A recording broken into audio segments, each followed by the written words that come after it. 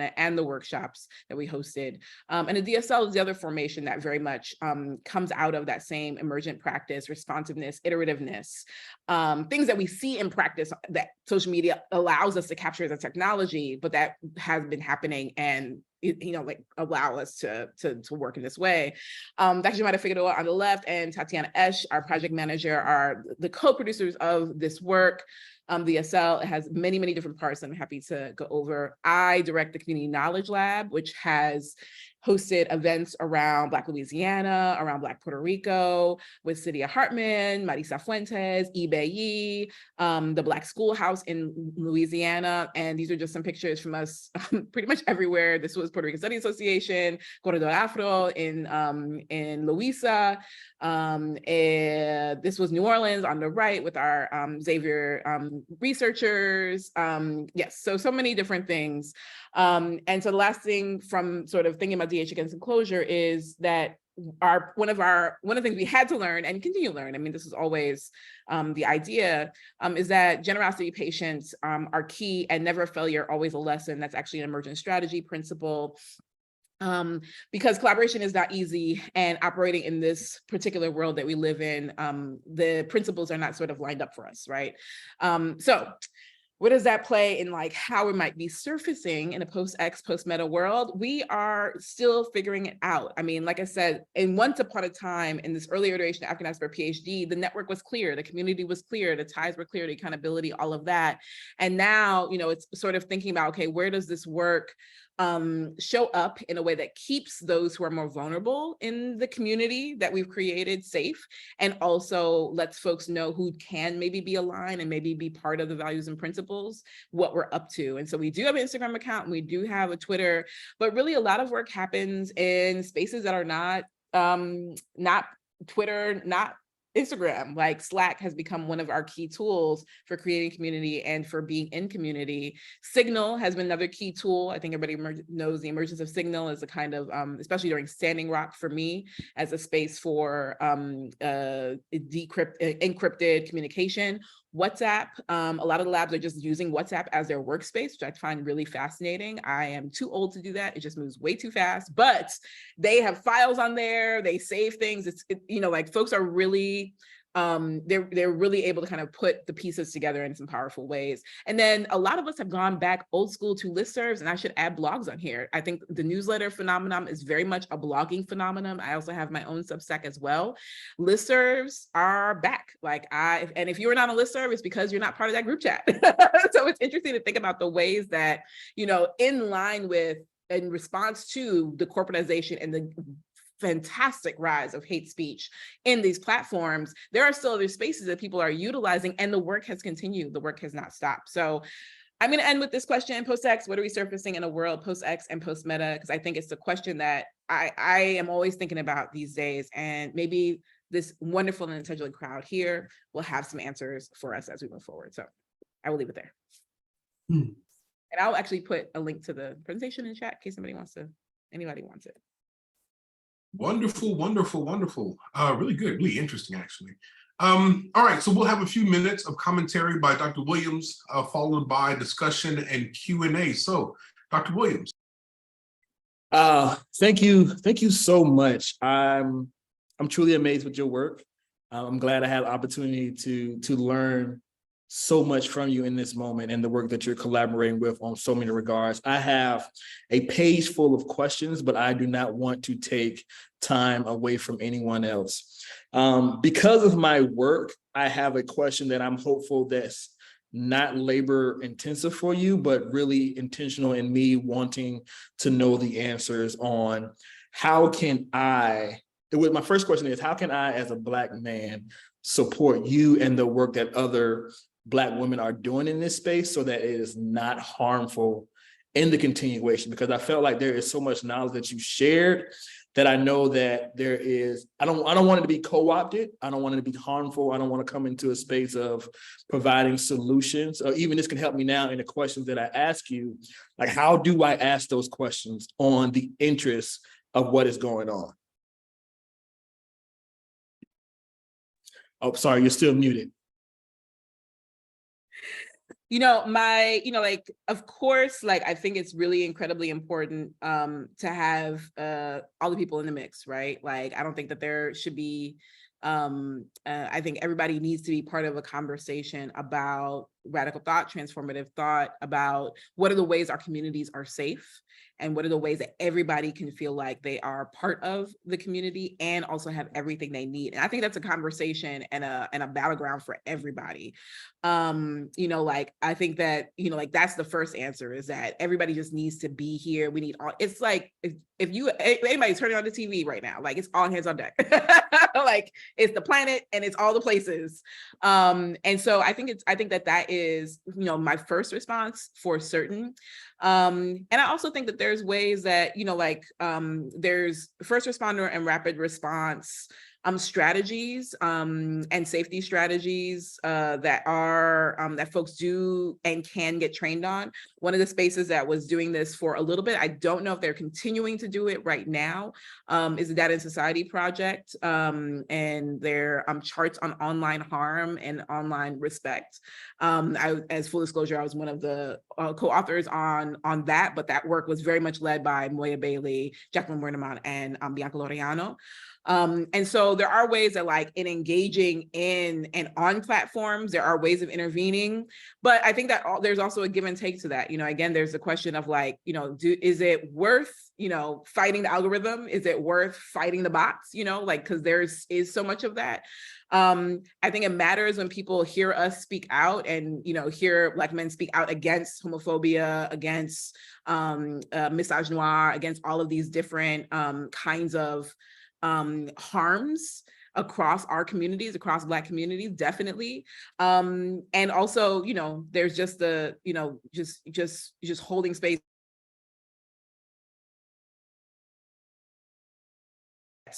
Whatever that might look like. So yeah, I think, and I appreciate the question, because I think that it's something that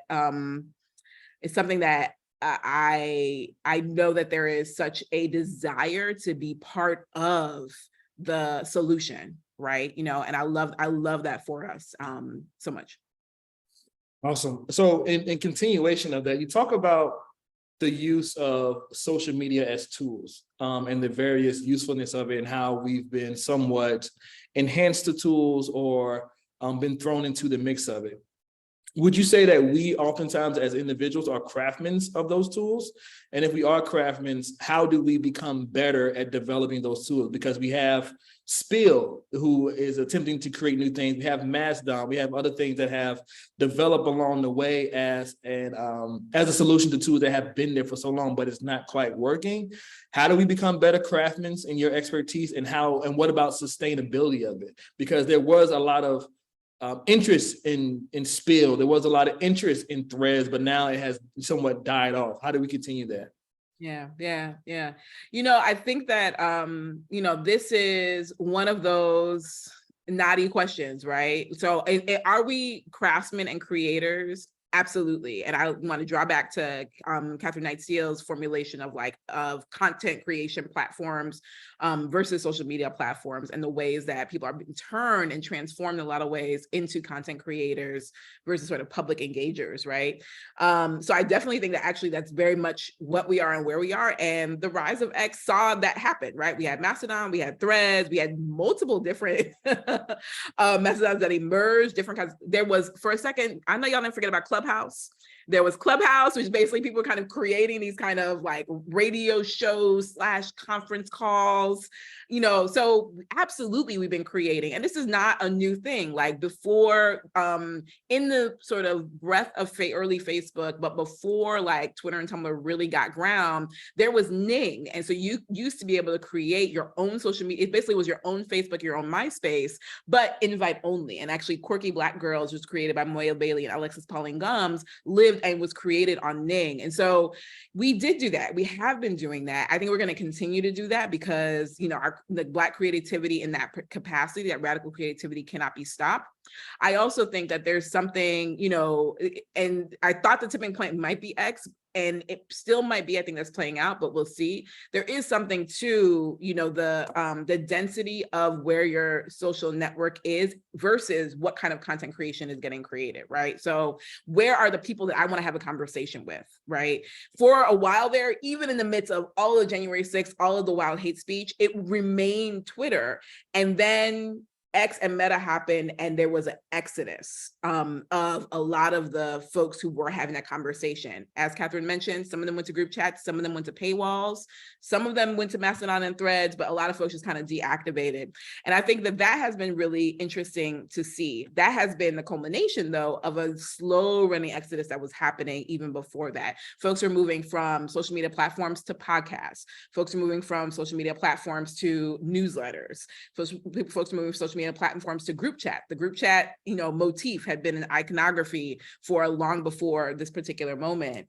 And so there's something to, like, I think the key thing about the social media aspect, and especially when we're talking about communities of radical relativity and organizing, is the relationality, right? Like, where are the people that I want to have a conversation with? Where are the people that I want to be vulnerable with? Where are the people that I want to think through these really hard community-wide, planetary-wide questions with? Now, that's not the same thing as, like, where are the people that I need to amplify a program, an event, an issue to? Those have become disaggregated. And so I think that's what's been really interesting about, you know, like, okay, like, what can we create? And I think it's not a matter of, like, you know, can we create and can it hold? It's more that disaggregation has happened. And so it's not clear, whereas all of that used to be in one place. We have not created, or we could create another Twitter, but, like, is that what we want, or does it make sense to create things that sort of keep that disaggregation or take advantage of that, right? And I think that's still kind of a question to think about. And I will say this, and I'm old school enough to be like, yeah, we got to own the things, we got to own the land, we got to, like, Black stuff for Black folks, like radical stuff for radical folks. But I'm also like, it's been interesting to talk to folks who are deep in sort of the structural infrastructure aspects of things like social media or in DH or in tech, and the kind of question and concerns about, well, like, what does it mean to actually, like, own things in this context? Like, do you own the server space? Do you own the server? Where's the accountability to, like, server farms somewhere else around the globe? What is the accountability to customer service techs who, are working for however little a day, right? So there's an interesting also global technology and labor question there that, is something that becomes really sticky, and I'm not sure that we have really good answers for, but it's worth putting on the table here too. No, I think that is amazing, because it makes you wonder. At one point in time, Twitter X was the clearinghouse for awareness, the clearinghouse for support, the clearinghouse for so many things. And now we go through so many other platforms. And I think it's the hard part about it for me. And my last question that I will ask you before everyone else have an opportunity is, how do we choose to share what's important? How do we find out, those knowledge communities? Because I think about the identities and how I show up. I am some part of myself on Twitter, but it's different from Facebook, was a family atmosphere, different from Instagram, it's even different from LinkedIn. Can there be an aspect of this radical thought and practice through LinkedIn? Yeah. Actually, from what I hear, LinkedIn is very lit. And I would not be surprised if there are plenty of stuff going on in LinkedIn. So I just want to, I want to hold that. LinkedIn is not a place that I ever expected to be a place to kick it. And I don't, but from what I've heard, I've seen, I popped into other people's phones and things. I'm like, oh, it's going down on LinkedIn. Okay. So I'll answer that question because I also have a big question mark around that. But I will say that what's been interesting is work around the different ways that different communities and different sort of, community groups or individuals relate to different social media. So Ashley Wade, who has done some really great work on Black girls' engagement with social media platforms, talks about the ways that the Black girls she studied, the focus group she studied, actually do like switch their relationality to different platforms based on not just grouping, but like their own self-understanding of their relationship in the world. So like Facebook is where their parents are. And so they'll go there for certain things, but not for others. Instagram became a different kind of place TikTok became a different kind of place.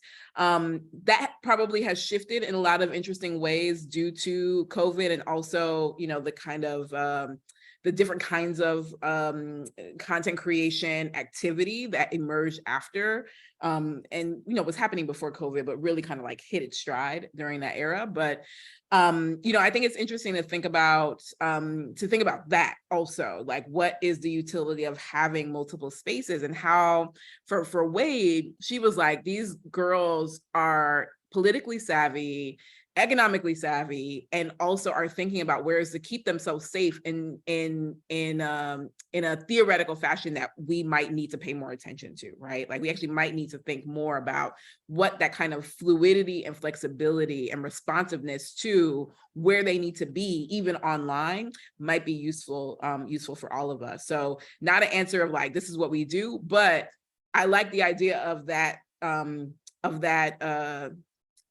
not just being strategic, but fluidity and creativity as a thing that we can lean into as opposed to lean away from. I think that we have plenty of time for any other questions for the attendees or other panelists that are here. Hey, folks. Yeah, I want to invite people to raise their hands if they have questions. I know sometimes people wait. But I want to engage here, because I was very interested, Dr. Johnson, when you were saying, like, we realized we needed to get on this digital humanities lab right away. There was a moment where digital humanities seemed really urgent, and I was very interested in that. I'm going to spotlight myself here real quick. It looks like, here we go. Sometimes the academy and the humanities just seem to be sort of adjacent to things that are going on in the real world. And you mentioned the digital. Well, I guess it was Life. Was it Life Code? That's like not. It's not, or was it the Digital Solidarities Lab? That's like not quite in Johns Hopkins. It's a lot of people are involved, and it's not institutionally. Yeah. And here we are on Zoom. We've got multiple institutions here. We have some institutional support, but it's kind of a transient gathering. And I'm just interested in your thoughts about how the academy and your position in the academy and our collective position in the academy kind of connects to, what's going on, and why that positionality is important and challenging. Yeah, no question. So Life Code felt really urgent to co-create with Dr. Thomas, not necessarily because we could be first responders on the ground of what was happening with George Floyd or Breonna Taylor or anyone else, right? It was very aware of our position as graduate students, as faculty members, as scholars, as folks who are not, and some scholars are very embedded with their organizations or with organizations on the ground. We were not and are not, right? And we need to be transparent that is very much the case, that we are community engaged, but not necessarily, we're not working at St. Francis Neighborhood Center. I have been a New Generation Scholar diaspora teacher for like 4, 5, 6 years now, but that doesn't mean that I'm doing the same work that Sharana Christmas, who runs the organization, is on the ground all the time with parents, with students, at protests, whatever it might be. So, we really wanted to be clear about that, and also recognize that our Black students in particular were really feeling the moment in a hard way. And I think sometimes, like, in hindsight, we don't always remember that embodied and incredibly physical impact of those events, and how difficult it is for all of us, but all of us at different places and with different precarity, to still move through that and, quote unquote, do our work, much less do the work, right? And so what we wanted to do, what felt urgent, was creating a space where, okay, we could actually just acknowledge that the world is a problem right now. And that you all are working through ideas about slavery, about the civil rights movement, about Black women organizing, about Black girlhood, that have real relevance right now in this moment.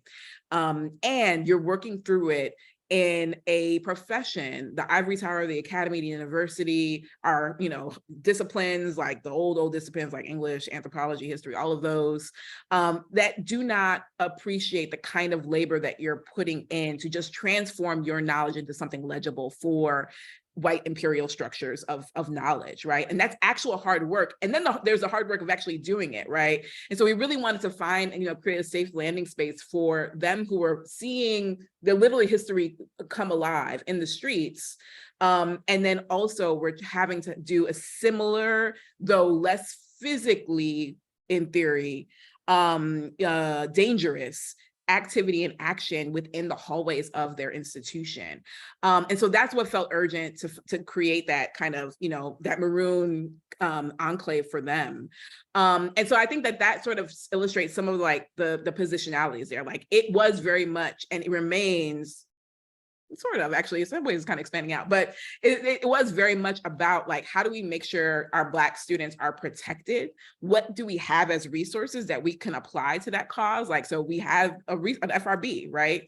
What can be used in that regard for them? What do we have as tools that we might be able to employ in this measure as scholars, right? So like, we know the texts that maybe they have not been exposed to. They have texts too that they want to expose us to. How do we create Black study spaces? So that same impulse of like consciously raising spaces where you are not seen as like crazy for bringing up this thing that's happening over there, but like that instead we want you to bring in these conversations that are happening and the violence that are happening elsewhere into the moment here, into your work.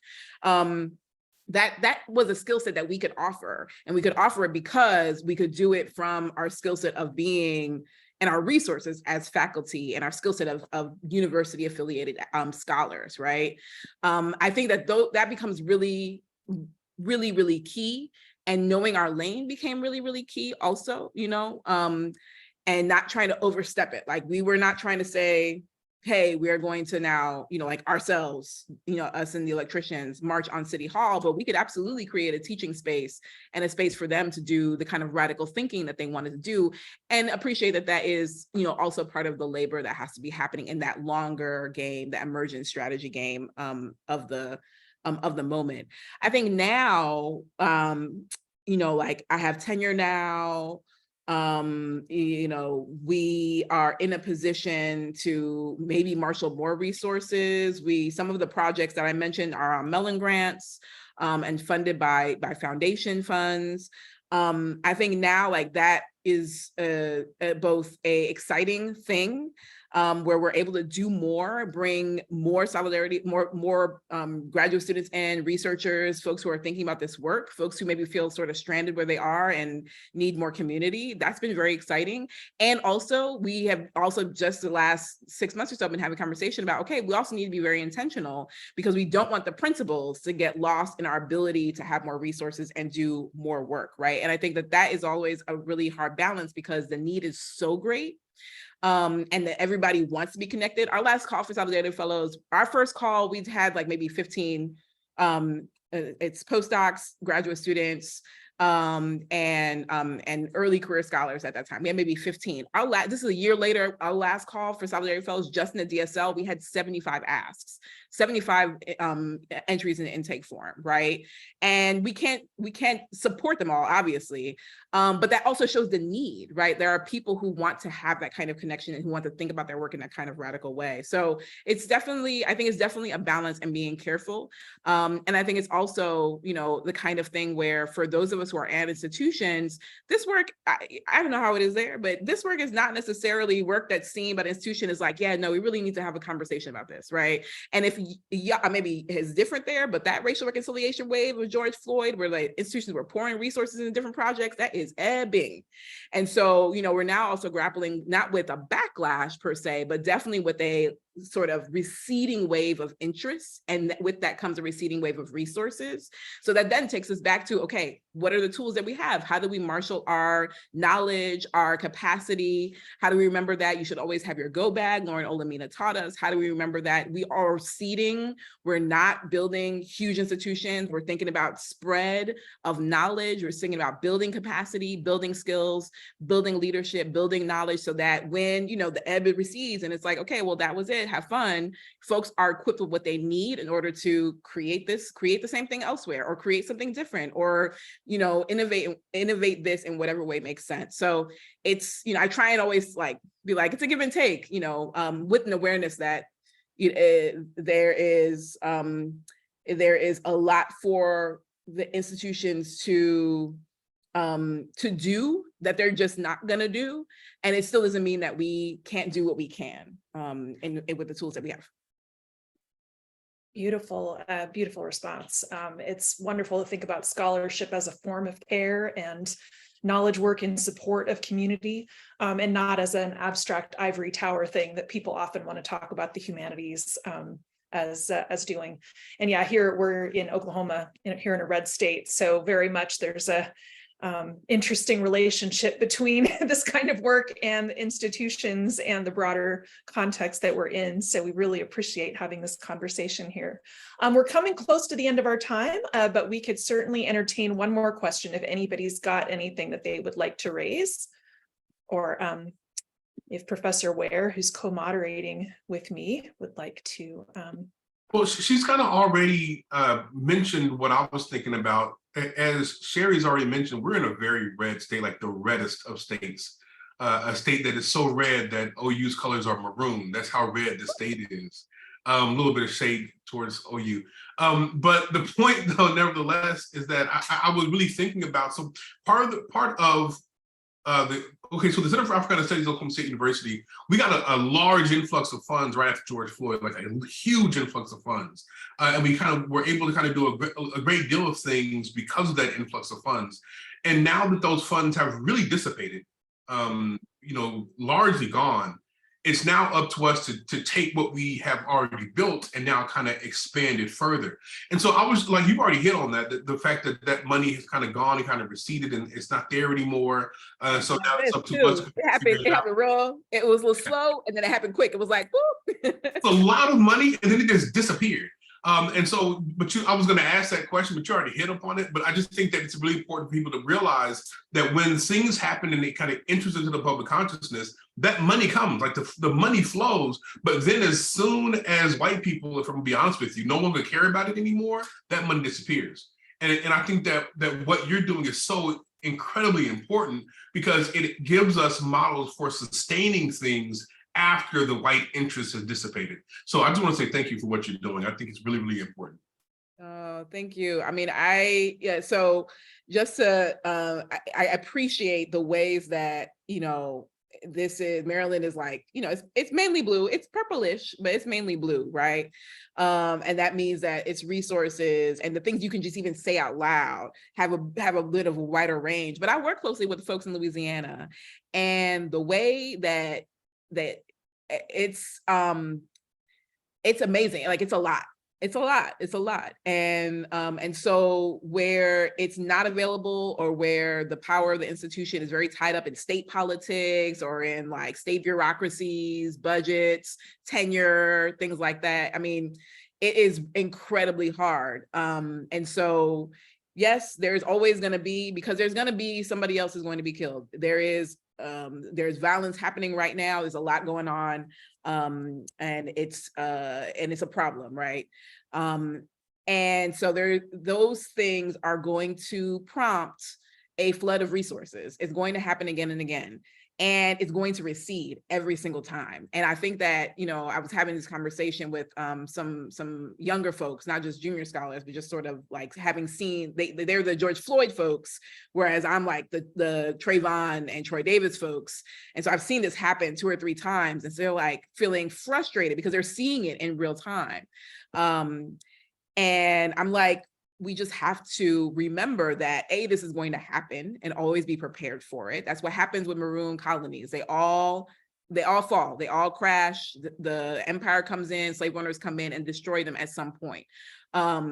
And the ones that don't have an unseemly alliance with slave owners, or they're selling back runaway slaves and they're like paying taxes and all kinds of stuff. So there's a lot of ways to think about that kind of maroon knowledge and that history as a lesson and as an example and as a pedagogy to follow. But it also means that, like, we always do also pick ourselves up. And so if we remember, like, what are the principles, what are the practices, keep those constant, then I think that we get through. You know, I have strong hope, I have strong faith that we get through. I don't know what will happen in my lifetime, of course, but I think the slow and steady track, I think, is incredibly important. And it's funny because like I was literally having this conversation yesterday with another Life Code member, and I was like, listen, we just have to remember, like, it's step by step, and every step does actually count and matter, even if we can't see the impact until 5, 10, 15, not in our lifetime later. But it's really hard, like, and I think that's the piece where folks are at even this week, where it's like, it feels devastating. Like, just because you know that's the praxis, it doesn't mean that you don't feel the grief. It doesn't mean that you don't feel the hurt, the betrayal of principles, when it's like, oh, now there's not support for that. Now you're saying this, now there's no resources for that. Like, it's painful. And so I think, you know, maybe this is a moment also for, you know, for those of us who have this interest in communities and projects to think about, okay, what have been the practices that have helped us manage that feeling, that very human feeling of grief and betrayal and pain and frustration, so that we're not just sort of lay low as it happens, as it's happening now, but are also thinking about how do we move through that like it's a wave and continue to do the work or pick ourselves up, whatever it might be. And, you know, it's tough. It's tough because it's happening right now, right? You know, so, yeah. Well, what a magnificent way to wrap up our conference. I would like to thank everybody who has attended over the course of the 2 days. I would also like to thank all of our outstanding presenters and discussants, including Dr. Johnson and Dr. Williams in this current session. I want to thank my fellow organizers, our graduate student, Ceyhun Muftuoglu, who really was absolutely critical in allowing for the logistics of this whole meeting over the last few months, and also the University of Oklahoma Office of the Vice President for Research and Partnerships for funding. We will be archiving these the videos with captions on our YouTube page, and we'll send a message around when those are ready. It'll probably take us a little time to get all the captioning to the quality level that it needs to be. That will be our project coming up. But we are delighted that you were all able to join us. And I don't know if Professor Ware, do you have any closing thoughts? Dr. Kim, any closing thoughts? I mean, I'll just say that I really deeply enjoyed both days of the conference. I thought that everyone who participated did a wonderful job. I both enjoyed the papers and the presentations, but also the commentary. So thank you those who commented on them.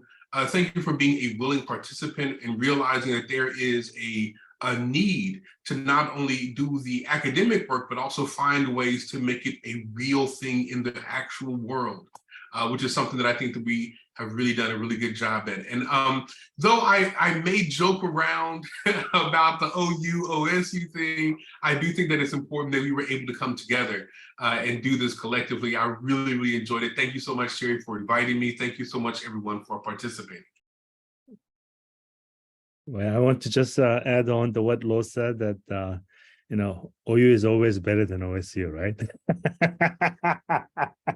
But no, it was a wonderful, especially I really appreciate Lo's wonderful comment and also participate discussion. I've been in throughout the whole day to listen to everyone's today, but I'm very excited with the several presenters and also very insightful questions. And I think I didn't expect too much myself, honestly, that I learned much, but I already ordered several books of our presenters, actually. So I was busy typing because I searched the cheaper book, but there's all insightful presenters and also the ideas. I really, really, thanked for every effort by moderator presenters and also especially Sherry, the champion for this wonderful conference, and also OU, the big idea challenges, the conference and funding. You know, this is a wonderful things. Yes. It's been wonderful spending 2 days with many of you, and thank you so much. And keep an eye out. We will send news about when the videos are available so everyone can share them. Have a wonderful rest of your week.